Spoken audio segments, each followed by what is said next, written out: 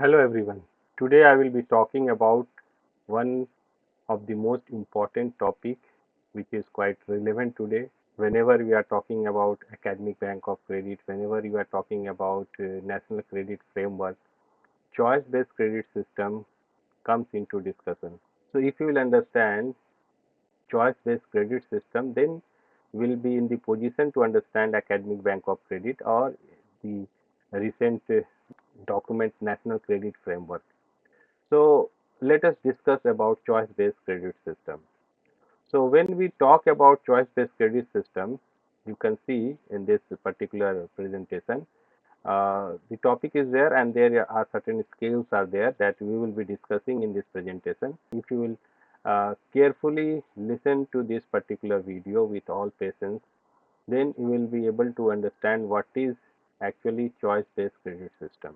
So don't skip the video and try to understand each and every part of this particular system, because this is quite important nowadays, and the future of education, or whenever we talk about the education system based on national education policy recommendations, it is totally based on this particular idea. So try to keep patience and try to understand this particular thing. So before going further, I will request you to that if you have not subscribed this channel, please subscribe this, and also like this particular video and share to your uh, close one or your friends. So let us start this particular video. So what is the context behind choice-based credit system? So as we see, although choice-based credit system is already in practice and many institutions, many universities throughout the country is using choice-based credit system, but still many of the university or most of the universities are not following CBCS. So what is the context of CBCS? So you can see that the present system is quite teacher centric, but after the start of this 21st century, you can see that there has been numerous policies.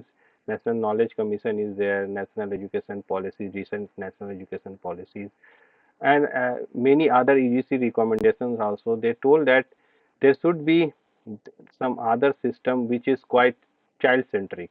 So there are limited scope of student engagements. Basically, the traditional system is based on some in-term, half yearly or annual examinations. But to make it child centric, it is required that there should be child centric practices. So we have to you have to look towards student engagements in different forms, different activities like quizzes, field work, group projects. And if you see that national education policy, it is talking about experiential learning, and then it is talking about internship in particular courses. So this is to implement this, you have to think about a system where you can give the student different type of choices. We should not based on certain rigid subject oriented approaches where there is fixed number of subject and then student has to take that particular bunch of subjects. Maybe they are not interested in all these different uh, subject choices in that particular bunch, but they have to take. So when we talk about giving choices to the students, then we have to move towards a system which is uh, called as choice based credit system. So again, you can see that there is no flexibility. Suppose a student who is from science background, suppose he is learning science at undergraduate level, and he wants to study some art based subject like history or this type of subjects, then he cannot make choices. So this was the traditional system. Of course the things has been changed now. We are trying to move towards giving different type of choices, and then we are talking about choice based credit system. So when we talk about learning goals, it is not clearly defined, because when you are talking about learning goals, you can see that nowadays UGC has come recently in the year 2025. It has come with uh, outcome based examination system. So our earlier system or traditional system the goals are quite not clear, and the students passing through that particular system were not capable of getting jobs. They are not able to, they are not suitable for different type of professions. So we have to think about that, how nicely we can plan the goals. So it will only happen when we give choices to the student based upon their own interest, their own capability. So that's why we are talking about choice-based credit system. Now, if you talk about 21st century requirements, there are, you have to move towards, you have to move forward. We have to move forward from that compartmental approach of that particular subjects. Suppose you are a particular science graduate has got some fixed number of subjects to study, or uh, arts graduate has to study some certain fixed number of subjects. But we have to move forward. We have to think about giving more choices to the students. He may not be interested in all the course which are there in particular science category, or in that particular humanities category.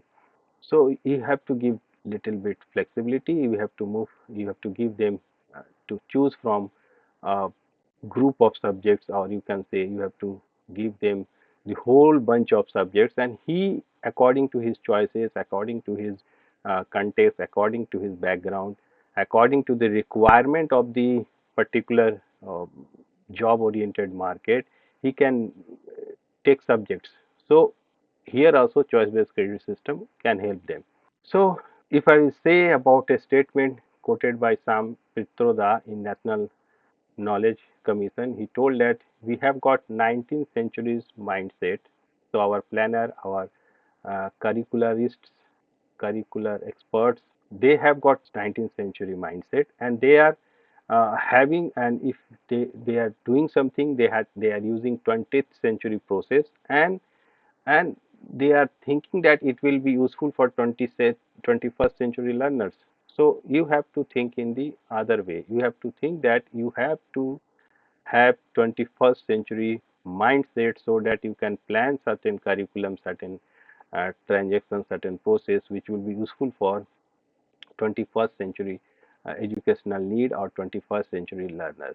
So in this context, the CBCS has been launched. So as I told you, there are various uh, recommendations from different commissions. You can talk about National Knowledge Commission report 2008-9, Professor Yaspal Committee report 2009, academic and administrative reforms recommended by different commissions, different policies, and they talked about that there should be a semester system. Of course, those who are quite aware of, or those who are going through that particular system, they are knowing what is semester system. And recently, National Credit Framework, it is talking about this particular approach at a school level also. So semester system is required. Choice based credit system, we will discuss this one. And then our curriculum has to be reformed. There should be different changes which has to be brought in our curriculum, so that we can adjust to the system of choice based credit system. And of course, then there will be examination and administrative reforms. The traditional practices of doing the things in a particular academic session of 1 year has to be thought of, that how it can be done in semester or 6 months. So there is requirement of in examination reforms, there is requirement in administrative reforms. So this type of things has to be done. You have to think about a system based on a yearly system based on 2 semesters. Then you have to give choices to the students. We will talk in discuss choices of different courses, choices of different subjects based on certain credits.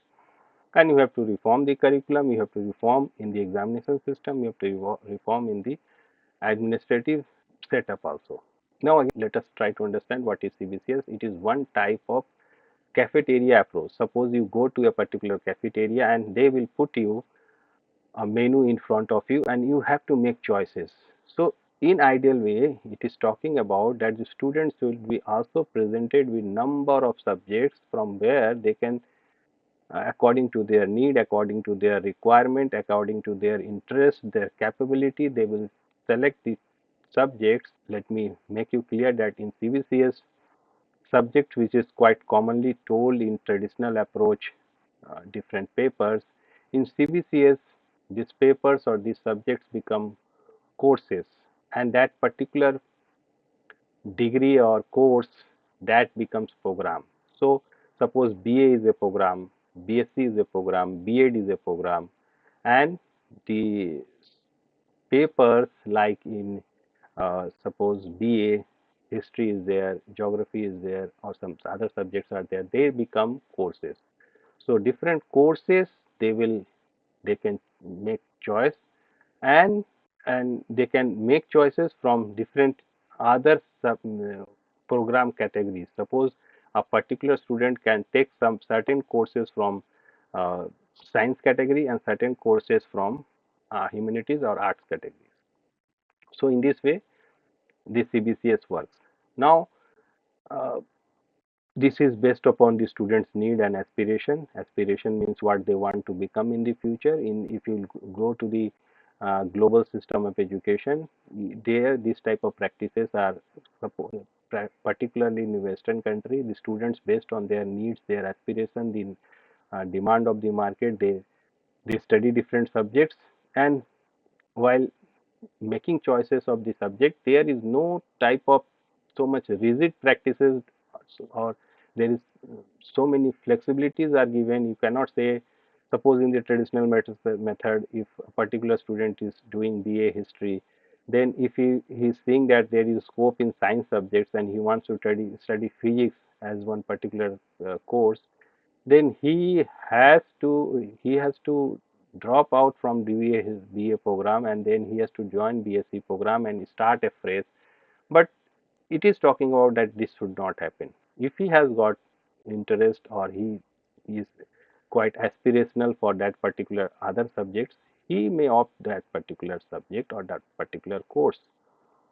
So this is what is the idea behind CBCS, that you can make different choices, and as I told you, it is for quality improvement, because once the students are doing the courses based upon their interest, based upon their choices, they will be quite interested in this particular studies. Or if you are forcefully giving them subjects to study, maybe in different courses they will be interested, or different courses or paper which I am talking about, they are maybe interested, but other papers they will not study with interest, and then quality will be not maintained.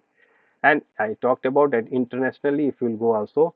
So this is quite, these practices are quite uh, going on in the national education system. And the other importance is that you can transfer credits. Suppose uh, a particular student is there and he is studying BA for 2 years, and after studying that particular BA for 2 years, he has got I think around 80 or 90 credits completed, and then he wants to study some other courses from other institution. Suppose he is being transferred from one place to other place, and suppose he wants to continue that particular course only, then that 80 to 90 credits can be given to him, and he can start from that particular point, so he did not have to start afresh. So that type of credit transferability should be also there, and which is quite applicable in CBCS system. When I am planning to make a video on national credit framework, it is also based on that particular idea, that credit transfer will be there. In fact, suppose you have studied BA history for 2 years, taking different courses in that particular category, and you have what you have completed 80 to 90 or 100 credits, and you are and suppose one company, so after 2 years you may be in the, based on this the recent national education policy recommendation, you will have that diploma, because in 1 year you will get certificate, but after 2 years you can get diploma in that BA. And suppose one company will ask you that, okay, you come and do work, and you may be required for that particular, or your own requirement will be there for that particular job or that particular setup, suppose certain internship, and you spend there 6 months. So it can be that 6 months can be taken as, suppose, equivalent to 30 or 20 credits. And that 30, 20 credits, when you come back to the system to study again in the regular set up, that particular 20-30 credits can be also added to your earlier credits of 80-90, so it becomes around 120 or 130 credits, and you can start forward.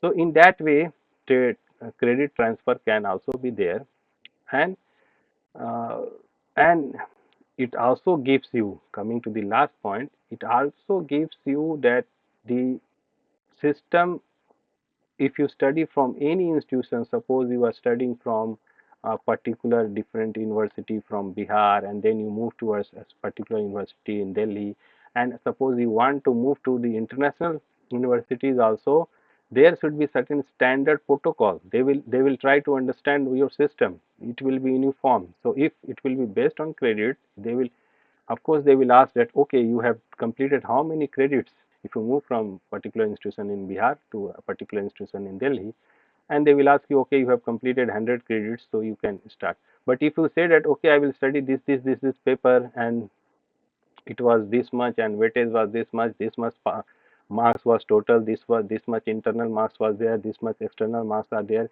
it is quite complicated, and then transfer will become little difficult. But if it will be based on credits only, then they will ask, okay, how many credits you have completed, and you will just simply say, I have completed 100 credits, so you can start from there. So in this way, this CBCS can be useful for the different type of students. So again, if you see that this particular system came into existence on the basis of 11th 5-year plan. UGC decided that there should be a system which is called as choice based credit system, and they introduced the CBCS. This is called as choice based credit system based on semester in all higher education institution. Of course, in national credit framework it is being recommended at the school level also, but so in the 11th 5-year plan, you can say, I think it is from 2007 to 12, 2007 to 2012, it was recommended to establish this particular system in the higher education. So you can say that this CBCS system came into existence around this particular year. And what was the aim? The aim was flexibility, comparability, and standardization, which I already told you that flexibility it tries to give, because you can make different choices, you can select between different courses, which I mean as papers. Courses I am meaning here papers. You can make different choices, and then comparability is there, means particular program which you are attending in particular university, which it will be comparable, or it can be uh, understandable in from one particular university to the other particular university, and then it is standardized. Standardized means, I told you that this type of system will be in practice in throughout the but throughout the country, or throughout the state, or throughout the global world also. So it standardization policy is there, comparability is there. Suppose nowadays if you see that in different universities in different states, still now this CBCS has not been totally implemented. So if you move from particular state to other state, they will try to understand your particular semester system, particular examination system, particular mark system, particular number of papers, and they will try to interpret in different other ways. So this is not a standardized form, and then you have to defend your course, and you have to say that, okay, yeah, that particular university course, suppose you are moving from West Bengal to Delhi, and when you want to pursue some other course, and then give the entrance test, and then you just try to explain them that, no, okay, our program is quite equivalent to your program which is running in Delhi. Suppose you have studied undergraduate program in West Bengal, and then you want to pursue postgraduate program in Delhi. So once you go to that particular place, face the examination system or interview, you have to defend that your course is quite equivalent to what is being done in Delhi. So this type of things will be not uh, required when you will follow CBCS, because it will be quite equivalent throughout the country. So now let us try to understand what is and how this CBCS has been implemented worldwide. So you can see in the Europe, in the UK and USA, Australia, Japan, Canada, it is already there. It has been in existence before it came into practice in our country. So you have got different type of system in Europe, you have got system in United Kingdom, you have got system in America, Australia, Japan. So different European and other Western countries, they are following this one. Now, when you come to our country, you can see that uh, in Delhi, Mumbai, Mysore, it came into existence around 2015. Mumbai also 2015, Mysore 2020. In Gujarat also 2015, because it was recommended in that particular 11 5-year program 2007 to 2012. So after that, it came into this all prominent universities, Delhi, Mumbai, Mysore. But it has been also seen that in Pondicherry, it has been in practice in quite earlier also. In 1990s, you have got evidences that it has been practiced in Pondicherry University. Now, in Central University of Kerala, it came into 23-24 in all the courses, all PG programs especially. In Central University of Andhra Pradesh, it has been recent times in UG and PG program, it has been already done. In Bharati Darshan University, it is ongoing. It has been being accepted in different types of courses in UG and PG. It is in the process of being implemented. In Visvesvaraya University, it is started since 2015-16 in undergraduate and engineering program. In Islamia College Srinagar, it has been in practice since 2015 at UG level. In Andhra Loyola College, it is an autonomous system, so it has been also started. And then in Patna University, you can see that it has started in 2023, 23, 24, and it has been in practice in different UG and PG programs. So you have got different examples in our country, but if you see that in the central universities, it has been quite popular, or you can say that it has been quite implemented very successfully. So you can see that numerous central, state and autonomous institutions across India have now fully established, fully adapted the CBCS framework. So in this central, state and different autonomous institution, it has been already in uh, practice, especially at the postgraduate level since around 2018, and broadly at the undergraduate level around 22-23 onwards. So in many uh, universities and colleges throughout the country, it has been implemented. But if you see the entire figure, still in many universities, most specifically the state university, it has not been implemented. Still the yearly system is being continued. But it will, of course, it will be implemented in those system also. Still many things has to be done, because if you go towards academic bank of credit, or if you talk about national credit framework, many things has to be done.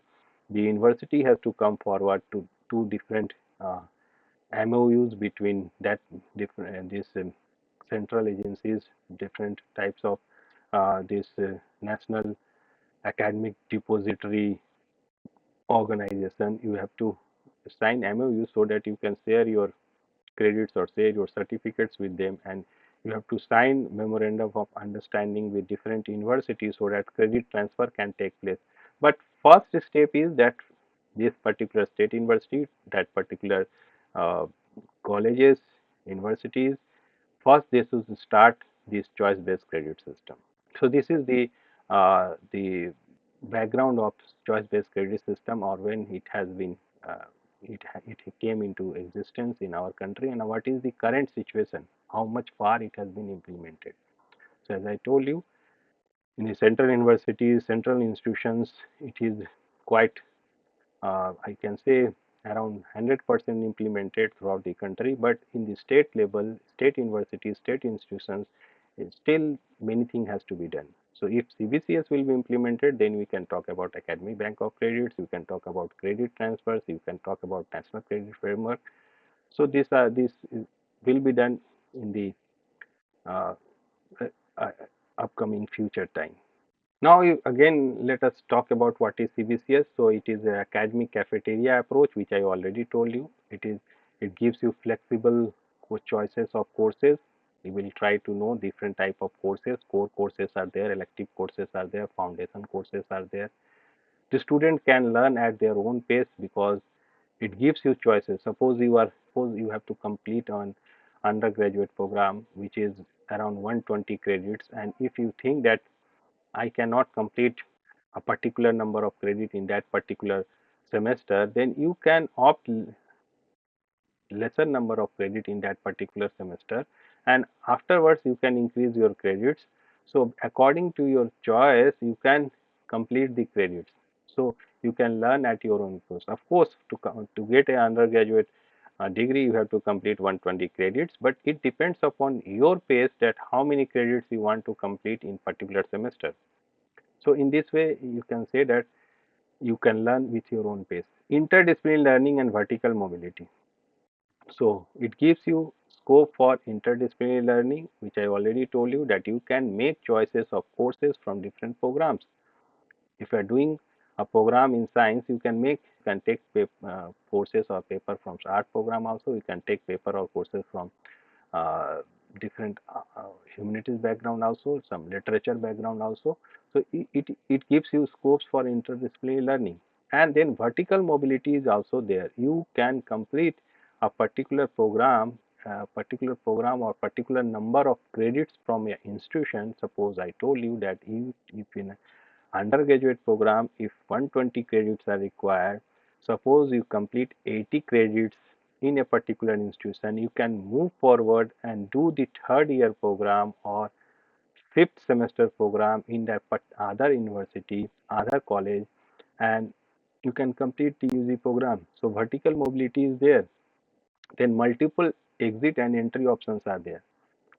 That also being discussed too much in this national credit framework, national education policy, that it depends upon you that if suppose you are doing a particular program and you feel that there is certain other responsibility in your life and you have to stop that particular program, then you can drop from that particular program after 1 year, after completing 2 semester and get a certificate, and you can go and do your other work. And again if you feel that okay, I want to study again, then again you start from that particular point. Your earned credits will be not lost. So in that way, multiple exit you can do, and then you can again enter to the system and you can complete your work. So that type of option is also there.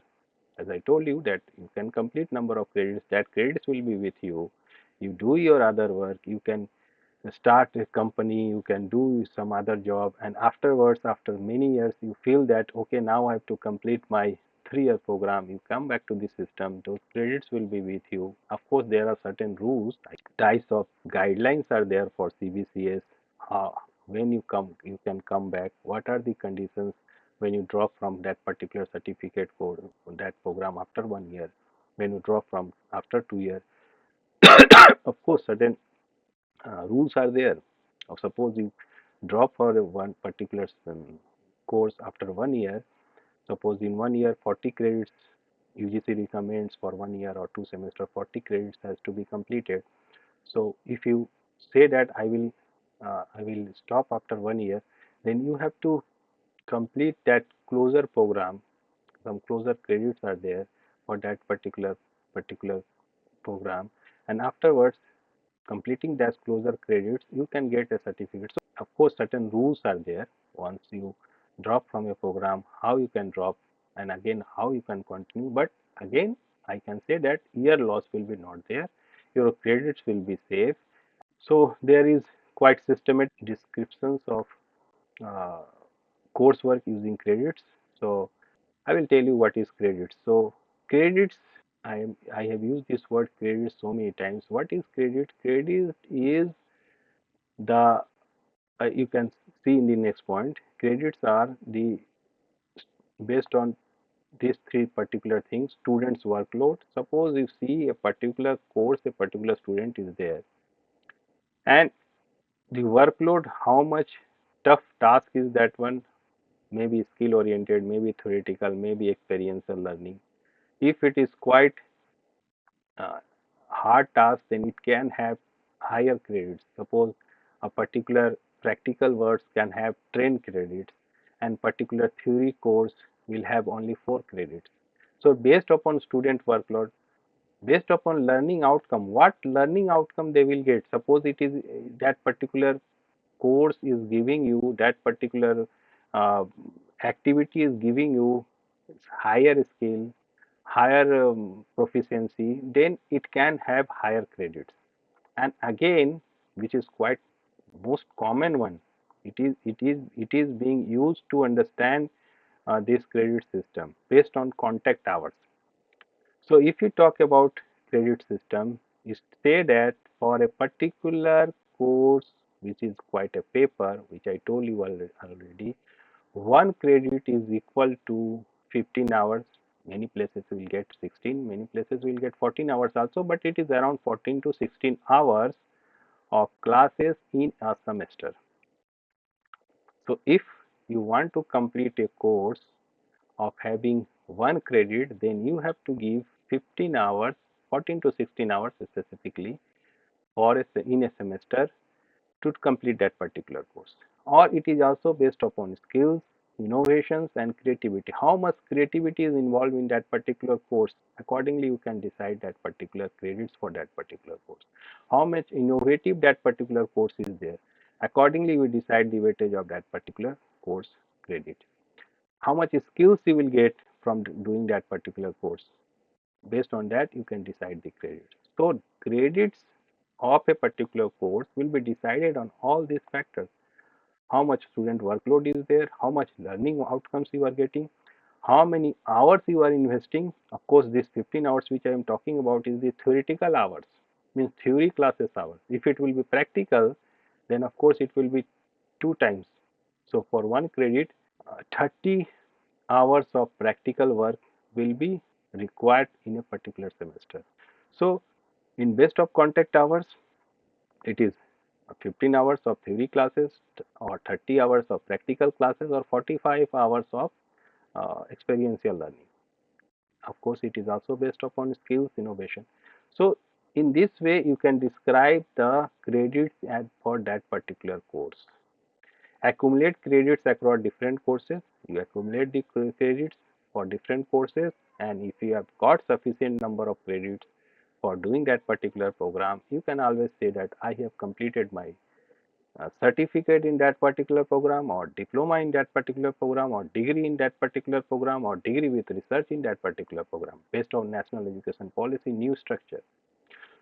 So this is what we are talking about CBCS. Again, why we are talking about CBCS? So what are the different benefits? So it is broad based education. You have got different choices, flexible courses choices, including advanced and basic levels. Because if you will get choices, suppose you are studying, doing a course in education, and uh, suppose you are doing MA education or MA program. So if suppose you will take certain choices of courses for that particular program, and then you have got, suppose you have got interest for paper in research, then you can make choice that you want to study advanced research paper or the basic level of research. So this type of choices are available. You can make your choices. Similarly, multidisciplinary curriculum options are there. You can take subjects from papers from courses from different particular program or different particular discipline. Acquires job oriented skill. You can acquire job oriented skill. You can go for internship program. You can go for professional training program.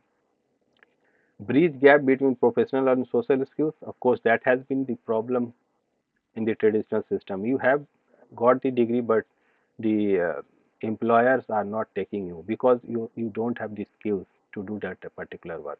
So it gives you the scope that once you are choosing the subjects, you select those papers from courses from which you will have from which you can develop particular skill which will be efficient for the doing that particular job, or it will help you to get a particular job. Pursue knowledge based on interest, widens intellectual horizons that you can understand, breaks rigidity of present system. The traditional system is quite rigid, and you have got broad profile. You can say that so many things you can showcase Your portfolio becomes strong because you can say that I have got different courses from science, some papers from art background, some papers from technology, and your profile becomes broader. Mix credits from different streams. You can make mix subjects, some paper from computer science, some papers from management. So your profile becomes strong. And as I told you, the movement from one institution to other institution, it becomes easier. You can move from one institution to other institution with ease, with ease. Compatibility and transparency in education. And this compatibility will be there, transparency will be there. Once you go from one state to other state, one country to other country, they will believe that you have done the same thing which they are offering in their own places. So that transparency will be there. If you have got different other year system or different paper system or different weightage system, then they may think that you have got education in inferior terms, and they have got quite better system of education, and they can treat you in inferior form. So that transparency can be made. So in that way also it will be useful. Learn at your own pace, which I already told you. Credit transfer across branches. Credit can be transferred. Of course, this all I will be again discussing when I will talking about National Credit Framework, when I will be talking about Academic Bank of Credit, Academic Bank of Credits or APAR ID. When I will talk about that one, there also you can understand. These videos, you just wait for those videos also. It will be uploaded soon. So options for double majors, you can have double measures. So in CBCS, suppose I will give, let me make you understand. In the traditional system, you have got BA honors and this type of BA pass, BA honors, these type of options were there. But suppose a student has got higher capability, he can do honors in BSc Physics, BSc honors in Chemistry.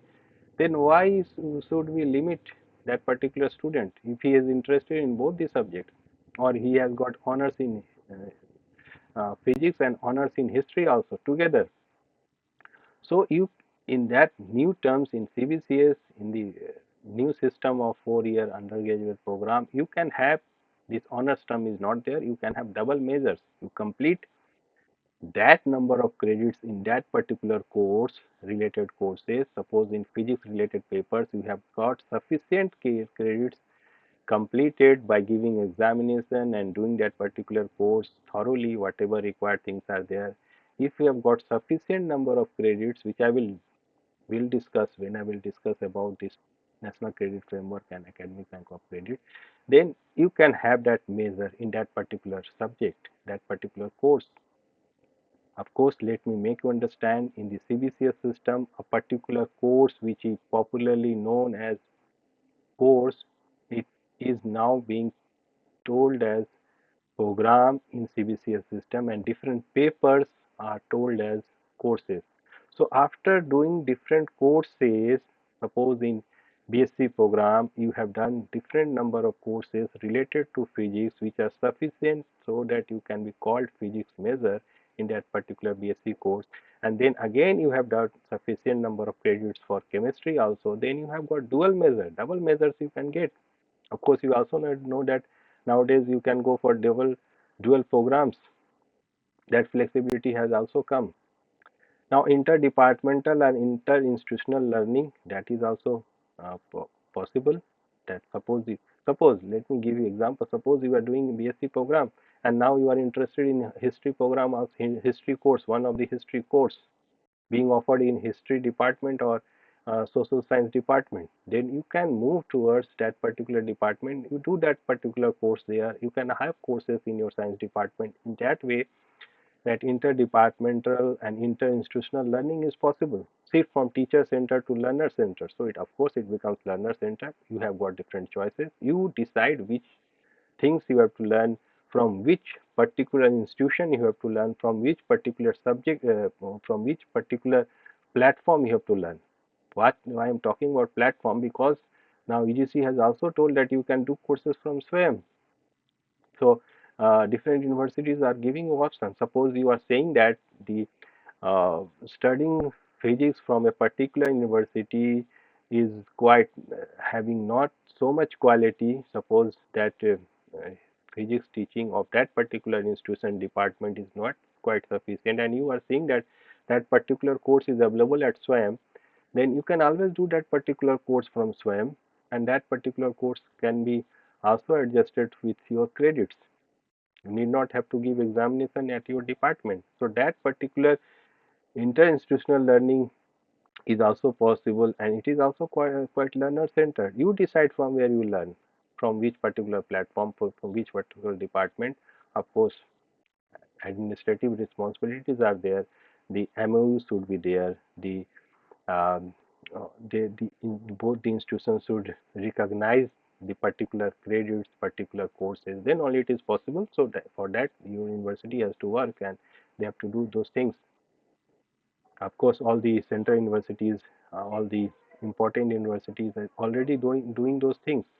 So it is real assessment of student workload. It is the real assessment of student workload, because I already told credit is based upon how much student workload is there, not based upon what is the teachers are doing. Calibrated learning experiences, credit units are there, because it is being measured on the scale of credits. Interdisciplinary flexibility, you can change, you can you can make choices. Suppose you are doing BSc in physics major, and then you think that I should have some uh, major from other department or some elective from other department, you can do. Learner autonomy and self-help studies there, provides wider exposure and holistic education. It is quite holistic education, because you can make choices from different subjects categories. Some core courses can be there, some value based courses could be there, certain elective choices can be there, certain foundation choices will be there, certain add-on courses may be there. So your education becomes more holistic, more complete. Reduce valuation errors are less, because it is quite transparent system. So tuning program opportunity is also there. Tuning program opportunity I can talk about is, suppose you are doing a BA B.Ed course. Nowadays ITA programs are there, integrated teacher education program. These are twin program, BA B.Ed, BSc B.Ed, MSc Ed. So tuning program opportunities also there when you are doing CBCS. Now let us talk about the mechanism of CBCS, how CBCS works wherever it is working. I told you that it is quite being practiced throughout the country, but how it is working we will be talking about. Now, so in credit system, suppose it is a master program or it is an undergraduate program. Uh, in undergraduate program, if based upon the UGC guidelines, it should be around 80. It should be around 120 credits, 40 credits at least per year. So 20 credits in each semester. So of course, this is the lowest benchmark. So for 20 credits in each semester, so 40 credits in each year, so 3-year program, so 120 credits for a UG degree. If you are doing UG with research, then it can be 160 credits. Similarly, in a master degree program, it has to be minimum 80 credits, 40 plus 40, 80 credits. Of course, it can go higher. So you have got variety of course credits. So the courses can be of 3 credits, it can be of 4 credits, it can be 5, 10, like this it can be. Now course components can be lecture, it can be tutorial, it can be practical, which I already told you that 1 credits will equal to 14 to 16 uh, hours of classes, that is theory classes. It can be uh, around 32 hours of 32 hours of practical classes. So the weightage, you can understand, one lecture is equivalent to 2 practical. This is the criteria. So for 1 credit course, you have to go for 15 hours of theory or 30 hours of practical or 45 hours of experiential learning. Now, when I am talking about that 70% classroom weightage is there, 30% assignment project weightage is there, then why I am talking about totally 30 hours of practical or 45 hours of experiential learning? It depends upon the course also. Suppose it is totally practical course, a course which is totally based on lab, then it should be 30 hours. Suppose it is a company exposure, a factory exposure, then it has to be 45 hours. In that sense I am talking about. Otherwise you can mix it. You can have uh, 10 hours of theory class, and then uh, for 5 uh, more 10 hours of practical classes. So in that way you can balance this. You can have the mixer, but it depends upon the course, which course you are doing, the in that which type of work has to be done in that particular course. Based upon that, you can understand this equivalence equation for one credit course. So similarly, if it is a four credit course, so for a 4 credit, basically if you go for a CBCS system, a particular program, you see maximum of the courses are of 4 credits. So for 4 credit course, it has to be 15 for just 60 hours of theory classes in a particular semester. So in that way it used to work. Now when you are going for grading systems, CBCS, now the first time talking about, it has got grading system and it has got 10-point scale recommended by UGC. So 10-point scale is there. This nomenclature, letter grade, you can decide. I am not saying that this is the only grade you have to use everywhere, but you decide your own letter grades. It can be starting from A plus, it can have starting from A. You decide letter grades, but it has to be 10 point according to UGC.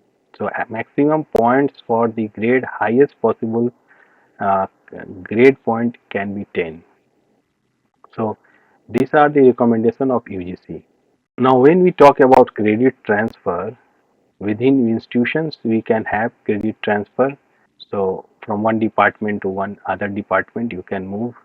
You can also move from one institution to other institution. So direct performance transfer is there, course exemption is there, and block transfer is there. So these all are different terms.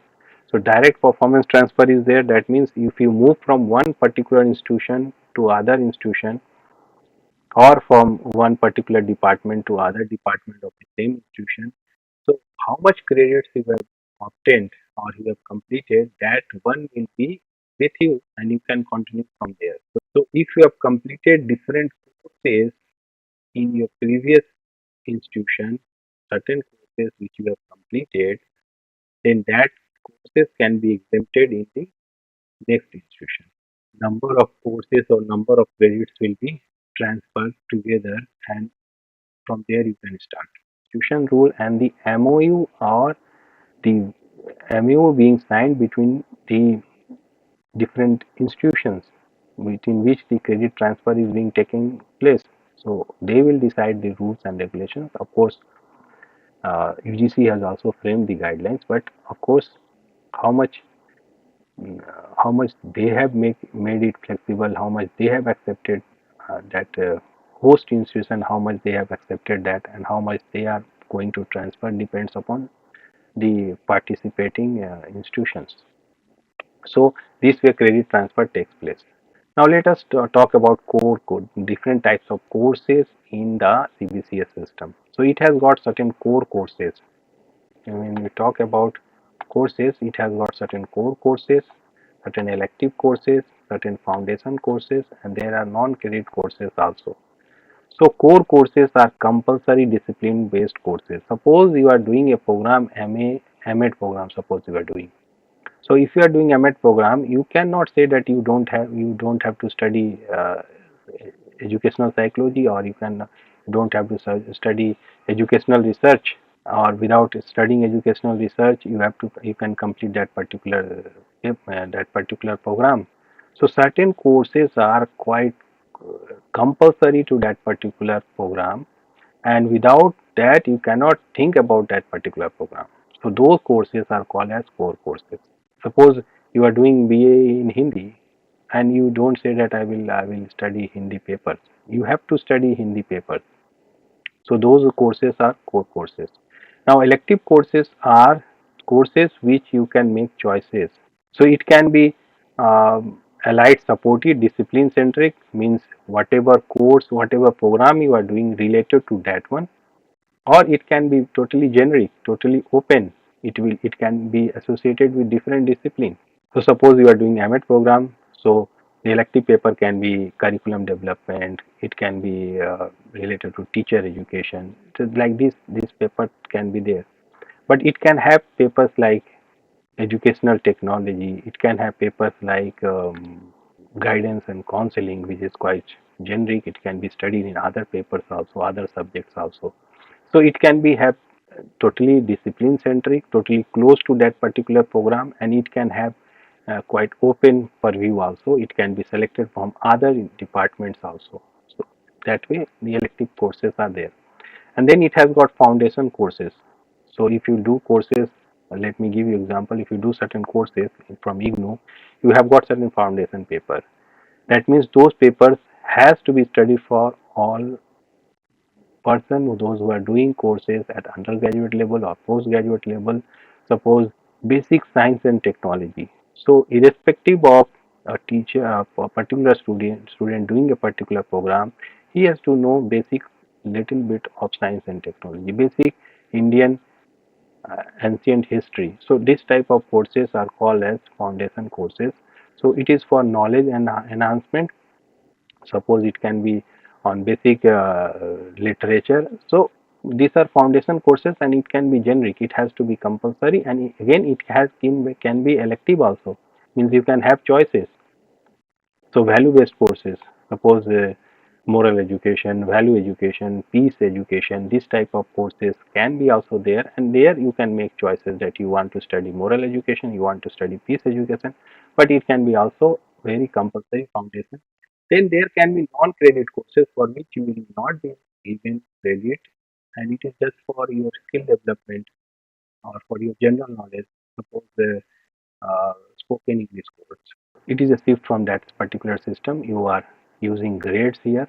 More realistic assessment. Assessment become more realistic because you are trying to assess more skill-based things, more outcome-based things, more behavioral-based things, because you are not only constrained yourself or bound yourself to a fixed number of subjects which are totally theoretical, because you are using different types of informal exam and informal tests. You are using projects, you are using assignments, you are using performance tasks, you are going for portfolio assessment. So this is also one of the things. It becomes more realistic. Then also the stigma of fail is being minimized. Once you are using that word fail for a particular student, that is quite hazardous for that particular student. So because you are giving the grades, the chances of using this word pass or fail has become minimized. And about both absolute and relative grading, I will tell you what is absolute and what is relative grading. So you are using, many a times you are using absolute grading, many a times you are using relative grading. Eases students mobility and employer assessments. That also I have made you understood that how it can help students mobility from one department to other department, one place to other place, and then employer can also have different better options for assessing yourself, your potential. Multiple programs, courses, you can doing different types of courses at the same time. You can make choices. Continuous assessment, different types of assessments you are using. Assignments, tests, attendance can be also criteria for assessment. Actual marks converted into letter grades, that I will explain. Based on instructional hours and learning outcomes, it is based upon instructional hours. I told you one credit is equal to 15 hours of teaching per semester. Now let us understand the basic idea of CBCS, how these grades are being made. Now just try to understand this one. This is the 10-point scale. Try to understand this 10-point scale. Now the highest point here is 10. Highest point is 10. These grades you can decide which grade you want to give. You can start from A, you can start from A plus. This you can decide. Okay, this you can decide. But highest grade is 10, and then interpretation you can do because it is grading system based assessment. So for 10 or getting a grade O, letter grade, this is letter grade, this is letter grade, this is letter grade. Then grade points, for each letter grade there are grade points, and then interpretation is there. For 10 outstanding, for 9 excellent, like that. So you can see here 10, 9, 8, 7, 6, 5, 4. After 4, you can say that 10 is for 100%, then 9 is 90%. Accordingly, for 40, up to 40, you can give interpretation as pass. After this, it may be less than 40%. So the student fails. So no need of writing other points, because once he fails, then grade points, of course, it will be not working. So that's why it is up to 4, it is there. Maybe a system is there where 30% is also passed, then you can use that 3 grade point also, and then accordingly afterwards you can use these 0 points, because less than 30% the student fails. But highest is 10, 9, 8, 7, 6, like this it is there. Once I will explain with example also, so wait for that one. Let me see, let me show you that there are two methods of grading. One is relative grading and one is absolute grading.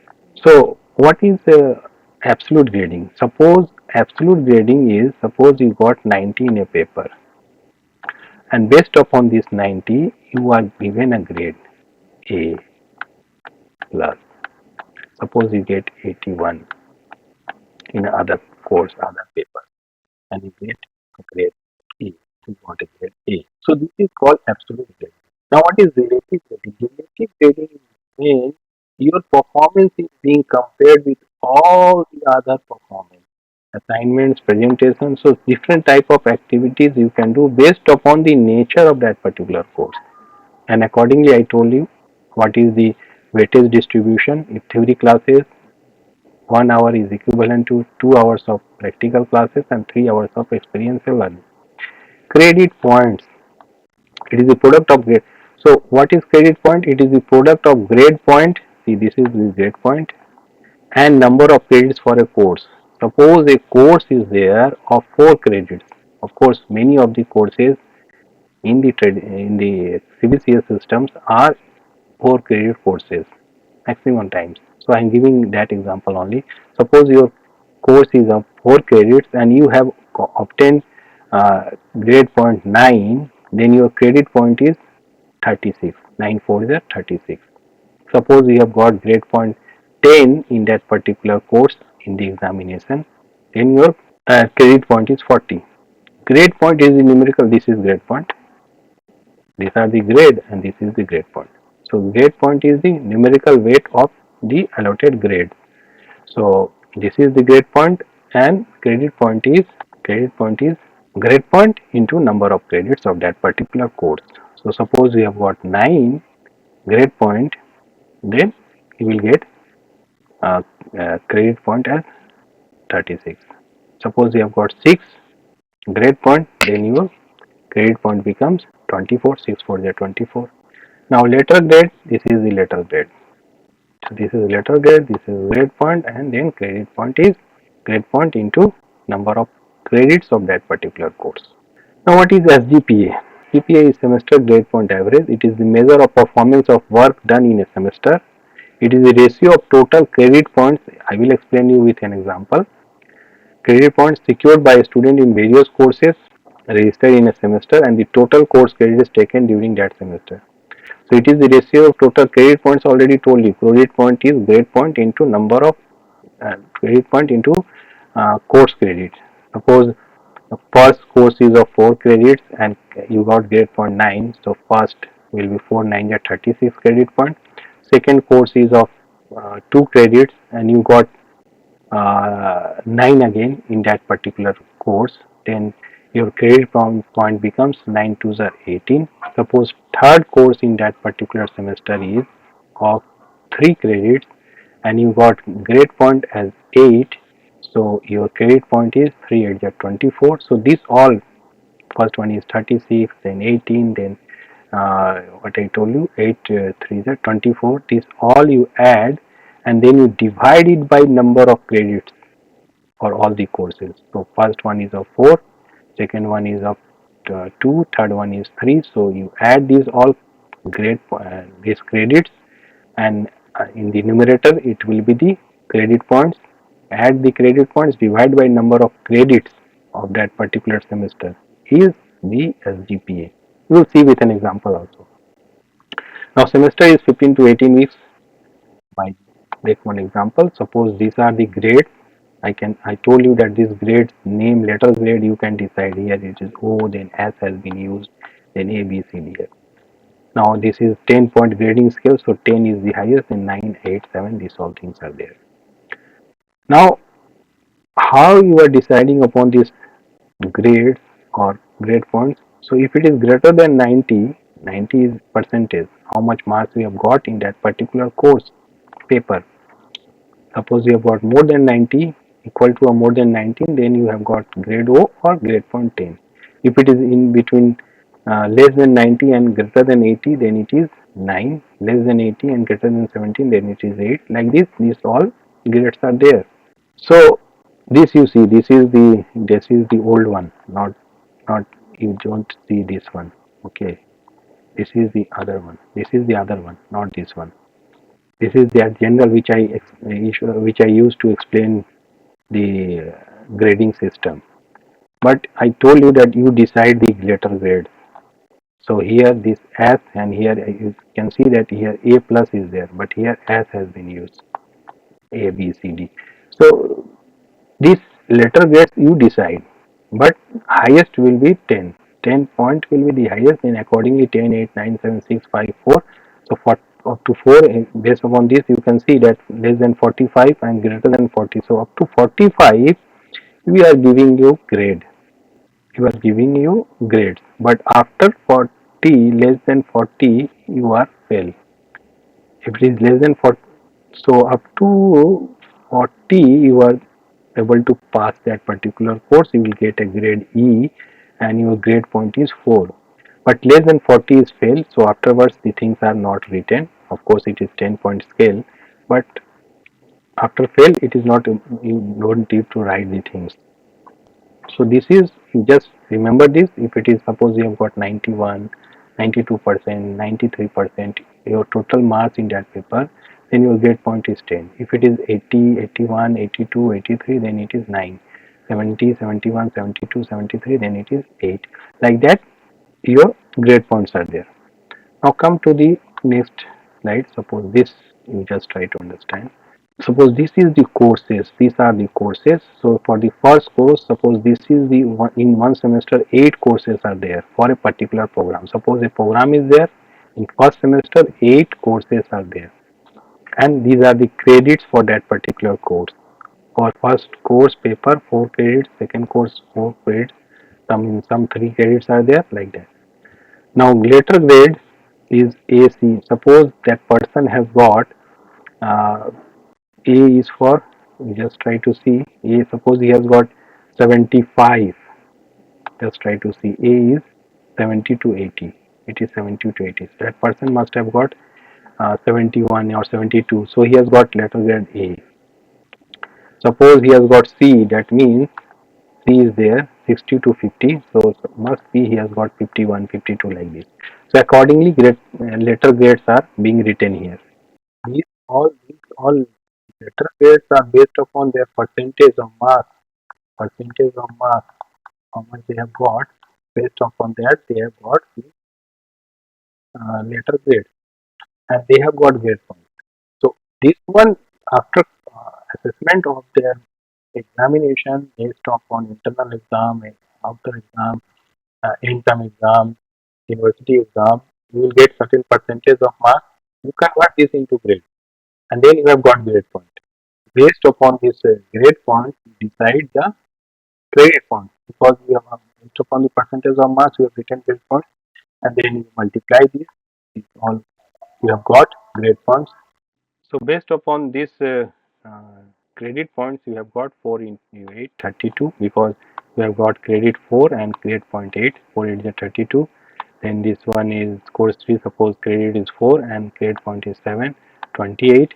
So after adding this total, you got 174. So in this way, we used to calculate SGPA.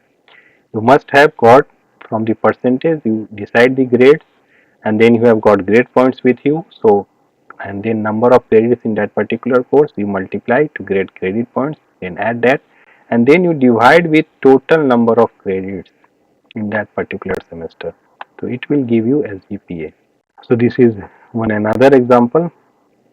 Suppose these are the different courses. Suppose for semester 2, 8 courses are there, and then again letter grades are there, and again you decide upon. Suppose here the course in course 5. Suppose this example you can see in the course 5, he has got letter grade F. So grade point is 0. So ultimately 3 into 0 is 0. So again you add this all credit points and divide by total number of credits. So you will get 6.48.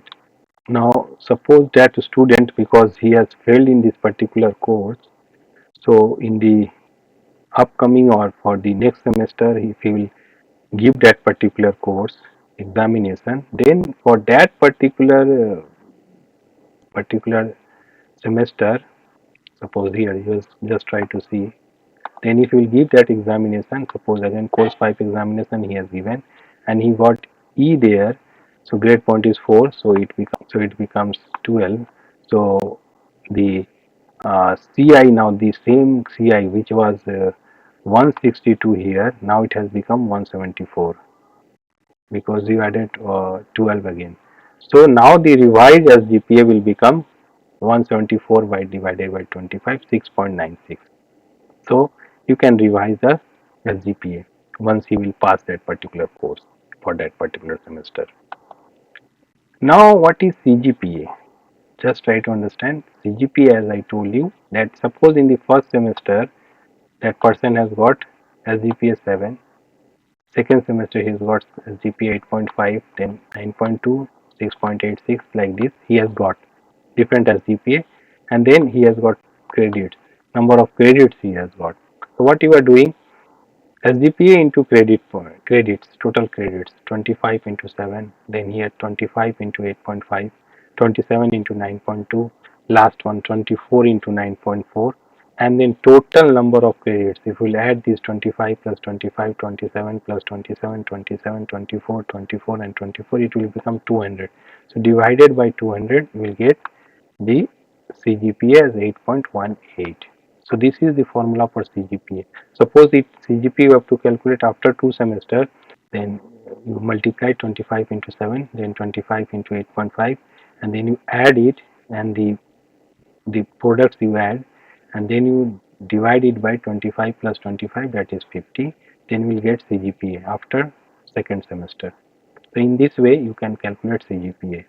And afterwards you can have a transcript. Transcript is the full description of your performance in terms of grades, grade points, letter grade, CGPA, SGPA, which can be used for your movement from one university to other university, one department to other department, or for credit transfer for uh, higher education. In that way your transcript can be used. Or if you are moving from some to some international universities, there also you can use that one. So this was all about CBCS. You have to watch the video again to understand the theory behind CBCS, and again to see that how this CBCS, how the grading occurs, how the CGPA is calculated, how the SGPA is calculated, that you can understand. Let me again explain you that many a times, again the traditional practices are there. Many a times people ask that what is your performance in percentage. So that discussion is also there, that how you calculate from SGPA or from CGPA the exact percentage. Now different universities, different departments are doing different interpretation for that. Sometimes they are saying that you multiply it by 10, sometimes they are saying you multiply it by 9.5. Sometimes even that practice is also there, that you go for seeing the marks, you forget about the grades, you see the marks and then you add and find out the total percentage. So different practices are there. To multiply with 10, to multiply with 9.5, there is scientific reasoning behind it. You cannot decide that you have to multiply by 9.5 or multiply by 10. Of course, taking a what you can say accepted norm or accepted benchmark, you are multiplying by 9.5. That is quite practice, and it is it has been observed in the uh, larger scale that it has been beneficial for the student, and that's why you are multiplying by 9.5 to get the percentage. But actual practice is to find out this multiplication factor. You have to see the overall performance. If the examination is quite easier, the student performance are quite higher, then you should go for 9.6, 9.7. You can understand. But if the student performance is quite not so higher, or if their performance is quite poorer, then you cannot decide to give them what you can say unappropriate advantage and multiply by 9.5 and give them higher percentage. You have to multiply by 9 like that.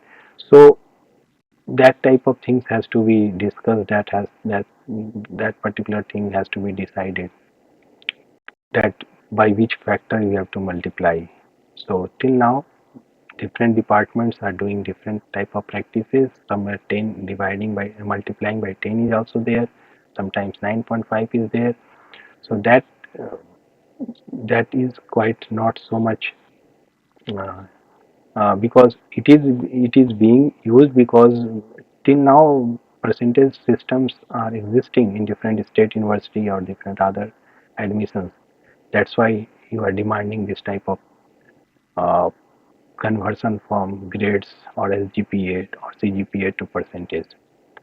But you have to think that this way of multiplying this, but that multiplication factors has to be decided in very thoroughly or very rigorous manner, and that will be appropriate.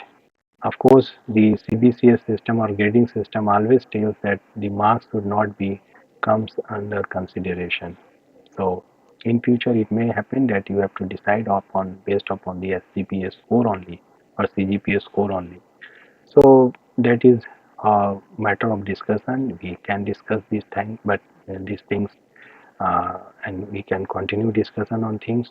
Maybe UGC will come with a particular guidelines that if this type of demand is there, that what is the percentage of your performance and what we have to do. So I hope by watching this video you will understand how the CBCS works, what are different type of courses in particular CBCS system, what is this 10-point scale, what are core courses, what are elective courses, what are foundational courses, what are later grades, what are credit points, what are CGPA, what is SGPA, and then how to get percentage. Little bit I have discussed. So I hope you will like this particular video. So subscribe to this channel and keep following me. Thank you.